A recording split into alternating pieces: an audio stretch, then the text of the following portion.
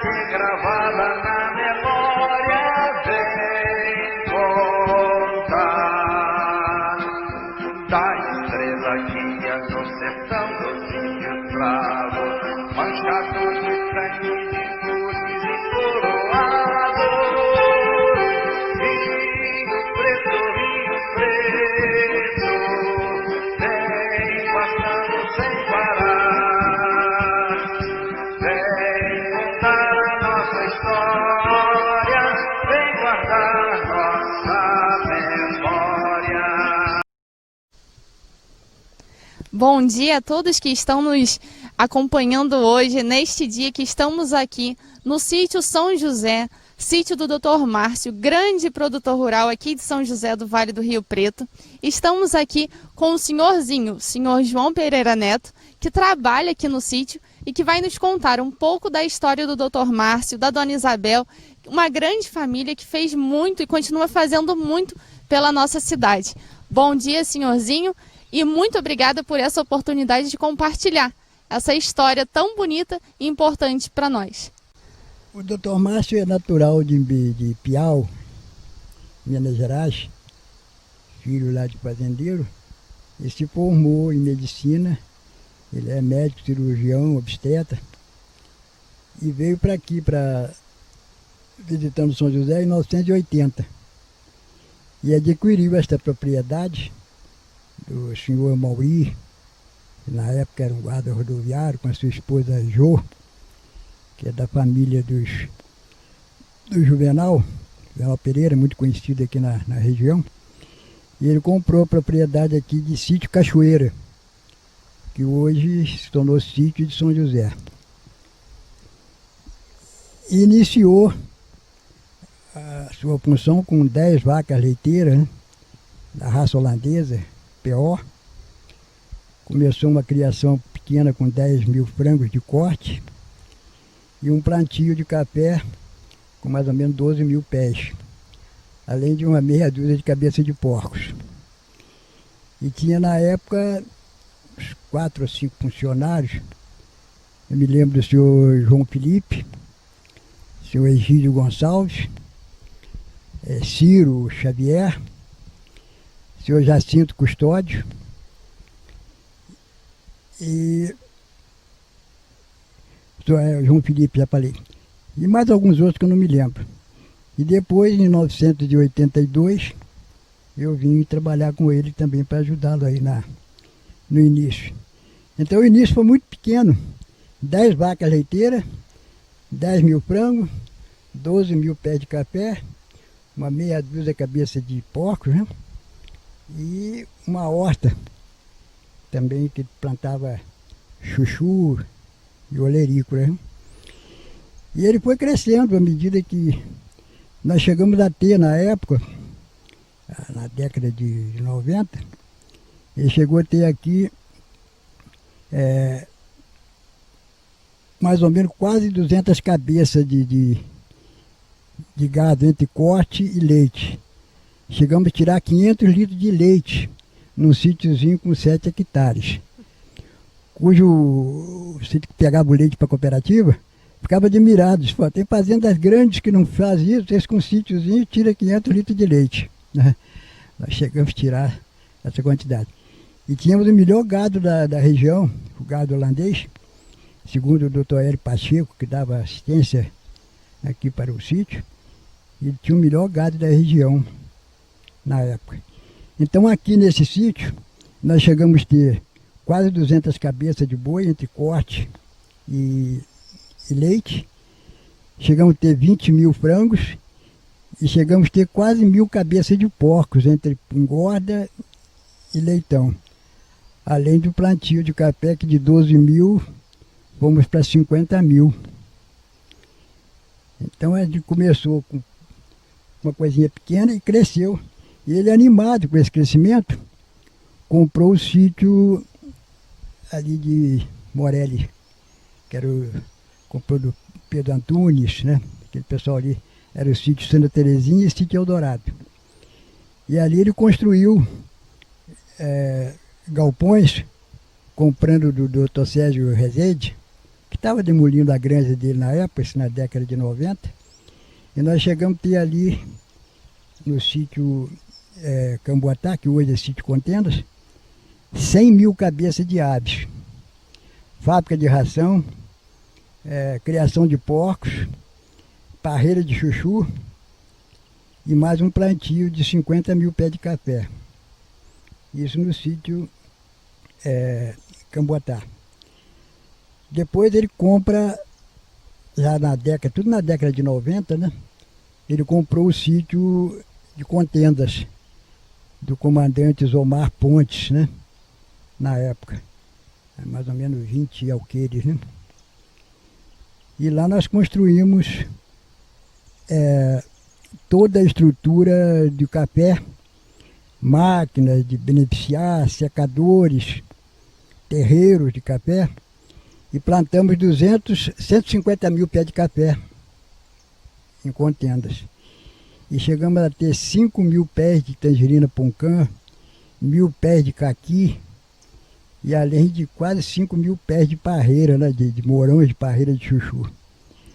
Ele descia com 3 caminhões semanais, né, de chuchu, e vendia no Ceasa, e fazia grande comércio na época. E montou uma estrutura grande, né, de terreirão de café, máquina beneficiadora, secadores, que hoje ainda tem lá, né? Nós estamos com isso aí. E ele, animado com esse progresso, comprou Pedras Brancas, da dona Magnólia, do pessoal antigo aqui de São José.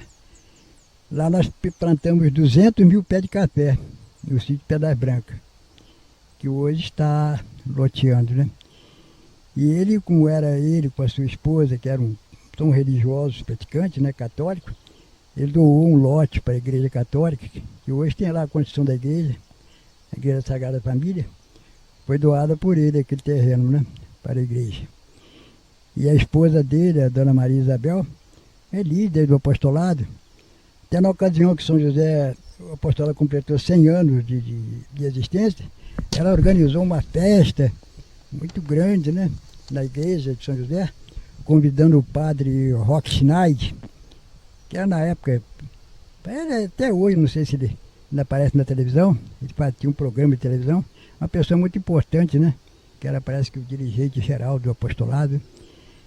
E ela conseguiu trazer esse homem aqui, né? Eu conheci pessoalmente, o Roque Schneider, padre Roque Schneider. E foram muito amigos do padre Bonatti, enfim. Então ele, além de ser um grande empreendedor, um grande produtor, é também muito religioso, né? Praticante da religião católica. E ele comprou aqui da Pedra Branca, fizemos lá 200 mil pés de café, doou esse terreno para a igreja, e depois comprou Serra do Capim, um sítio lá comprou do Igor, né? Comprou não me lembro agora o nome da pessoa que comprou, depois ele vendeu posteriormente. Mas nós chegamos a plantar lá também 50 mil pés de café, além de parreira de chuchu, né?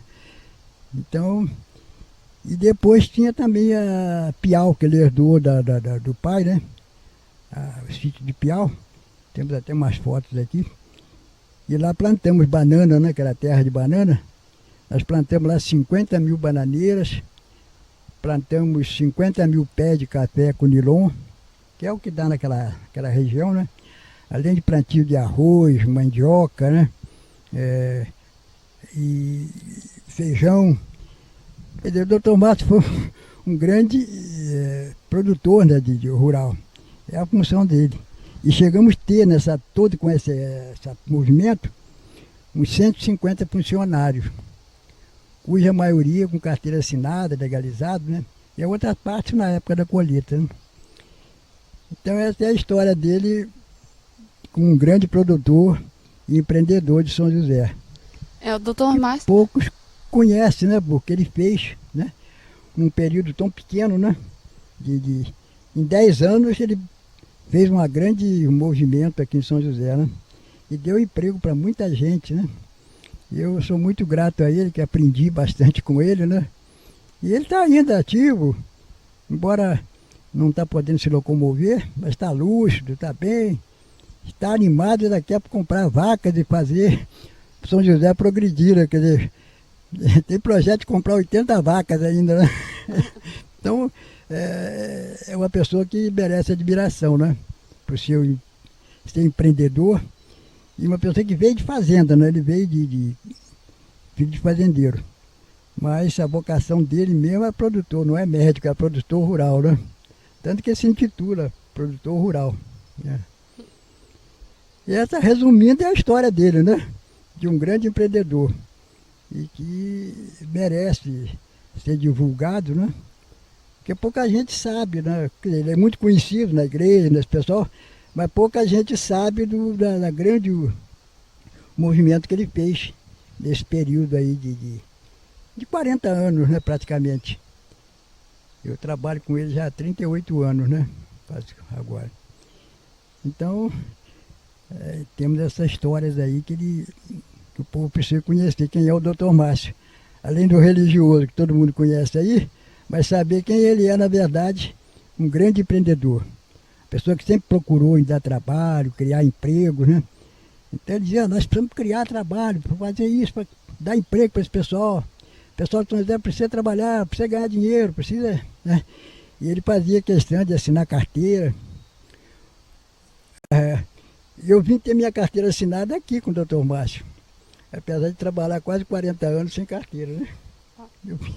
Ele assinou minha carteira em 82, né? Me aposentei graças a esse empreendimento dele, né? E assim, essa é a história. Senhorzinho, quando teve a crise de 29, a crise do café, São José já tinha uma grande produção de café aqui no Dr. Márcio. Qual que foi o impacto disso aqui na produção?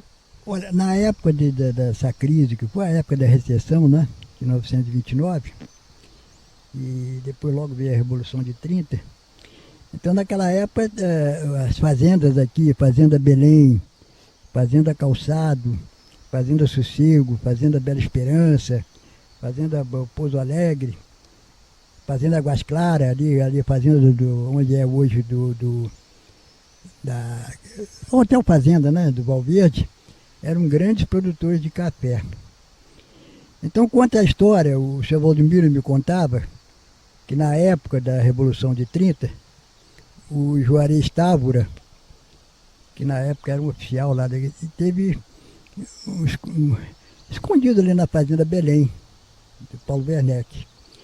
E depois que acabou a Revolução, parece que ele foi elevado ao posto de ministro da Agricultura, uma coisa assim, né?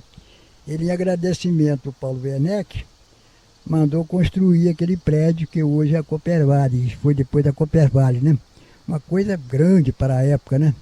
Ali no hospital, aquele prédio grande lá que estão remodelando hoje, foi um departamento de café. Mas numa época que não tinha mais café, o café entrou em crise. Então o Getúlio mandou arrancar o café, arrancar os cafezais, né? E os cafés veio para ali para ser queimado. Fazia aqueles montões de café e queimava naqueles terreirões, né? Da cooperativa. Então o café entrou em crise nesse período. Então o Brasil, entre 930 e 950, né? Até o meado da década de 50, o país quase não andou, capengou, né? Como diz o ditado, né? Nós tivemos várias crises, né? De governo, a Revolução de 30, o Estado Novo, e Getúlio. Quer dizer, para o povo trabalhador, eu acho que foi bom, porque o Getúlio criou várias coisas que o homem naquela época era escravo praticamente, né? Trabalhava de estrela a estrela. Getúlio criou horário, criou salário mínimo, né? Deu férias. Enfim, o Getúlio incentivou muito o lado trabalhista, né? O partido dele, o PTB, né? Era o partido dos trabalhistas. Mas o país não progrediu nessa década aí de 30 até 50, né? Depois ele começou a evoluir com o Kubitschek, né? E a queda do Getúlio, que foi uma história também, porque quando hoje ele faleceu, ele se suicidou em 54, né? Acho que em 24 de agosto, né, de 54. Eu me lembro bem quando foi essa situação. Então tem uma pequena história, né, que conta que o Carlos Lacerda atacava muito o governo pela Rádio Globo, pelo jornal. Ele criticava muito o governo. Então houve aquele atentado da Rua Toneleiros, né? Que diz que o Gregório, que era o guarda do Getúlio, chamado Anjo Negro, né? E eles maquinaram a matar o Carlos Lacerda. Mas o sujeito que atirou errou o tiro. O Lacerda foi ferido no pé e matou o Major Vaz. E isso ocasionou a queda do Getúlio, né? Que aí eles caíram em pau em cima dele, acho que alguém foi mandante, que era membro que era pessoal da guarda dele, né? E ele se suicidou. Então o Brasil até essa época teve grande dificuldade, né? A gente era garoto, eu era rapazinho, me lembro bem dessa história, né? Quando o Getúlio se matou, em 54, eu lembro bem dessa história. Então o Brasil tinha muita crise, né? Era muita dificuldade. Então houve essa queda. Agora depois de 54, começou novamente a voltar o café, né? O doutor Japi já tinha uma parte implantada ali de café. Depois veio o doutor Márcio, em 80, plantou. O doutor ali o Ratz, né? Paulo Ratz também fez um cafezal. Então começou a crescer novamente o café em São José. E chegou até agora, nessa década aí do século XX, né? Do 21, né? Com o doutor Japi, o doutor Márcio, o Paulo Ratz, foram os primeiros produtores aqui a incentivar o café. Então essa é a história mais ou menos da queda e novamente a ascensão, né? Em São José. Hoje, novamente, nós podemos ver algumas fazendas aqui em São José que continuam com o plantio de café. Sim, aqui o doutor Mar, nós continuamos ainda reduziu bastante, né, devido, porque ocasionou um pouco a crise agora, a mão de obra, que ela ficou cara e ruim. Hoje o pessoal não tem mais aquele pessoal antigo que era acostumado, gostava de pegar numa foice, numa enxada, né? Hoje o pessoal não quer mais isso, querem ganhar bem, querem ter horário, né? De fato está certo, mas a mão de obra ficou muito cara, a mão de obra braçal. Mas felizmente tem a tecnologia, né? As roçadeiras, as plantadeiras mecânicas, hoje tudo ficou mais fácil, mas a mão de obra de colheita ainda é precária, né? Já tem hoje as máquinas que colhem, mas atualmente nós estamos com dificuldade de colheita, né? Porque tem que buscar pessoas de fora, de Minas, né? Que fornece muita gente. Mas agora, como melhorou lá também a situação de Minas, já o pessoal não quer vir mais. Se quer vir, quer ganhar bem, né? Quer ter muita vantagem. Aí fica caro para o fazendeiro aplicar. Tanto que a fazenda ali da Tacinari, eles têm um grande produtor, né? Vocês vão lá entrevistá-lo, né? Então ele pode contar melhor essa história, né? É uma nova crise, né, do café. Agora não é uma crise vamos dizer, de preço, né? Mas uma crise de mão de obra.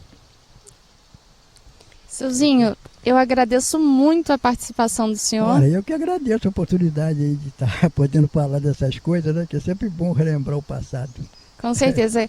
Conhecendo o passado que a gente consegue compreender a nossa história, consegue compreender como que a cidade se formou, os empresários, de onde que veio. Exatamente. E consegue preservar e se orgulhar também. Eu acho que é muito importante a gente ter esse orgulho da nossa cidade, das pessoas que lutaram pelo desenvolvimento da cidade. Tem um grande líder, né, que foi o Moisés Ben-Gurion, de Israel. Ele gostava muito de história, né? Então perguntaram a ele por que ele lia muito o passado. A gente não para não cometer os mesmos erros que eles cometeram do passado, né? Então a história nos ensina a ver as coisas que foram erradas, né?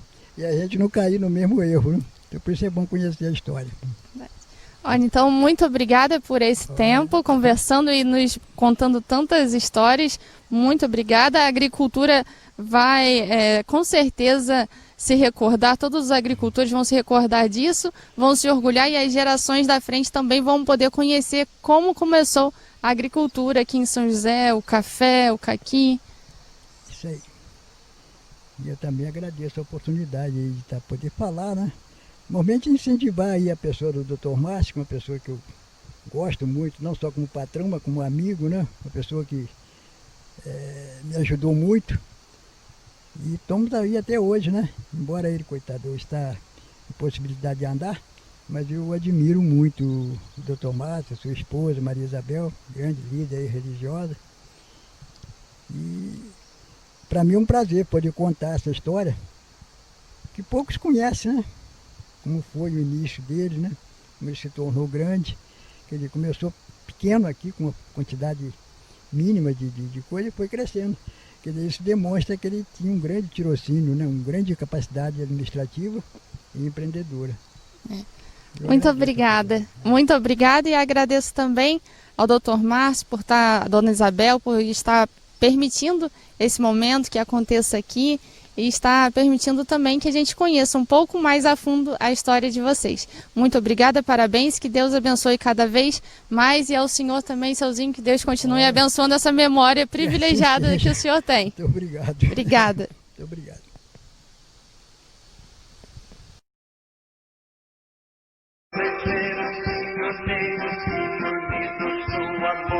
Pelas terras que bretanas trabalharam com a dor da alegria desse povo, nessa terra tão gentil.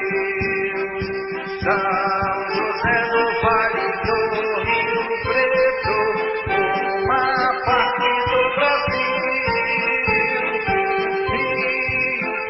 Rio Preto, vem passando sem parar.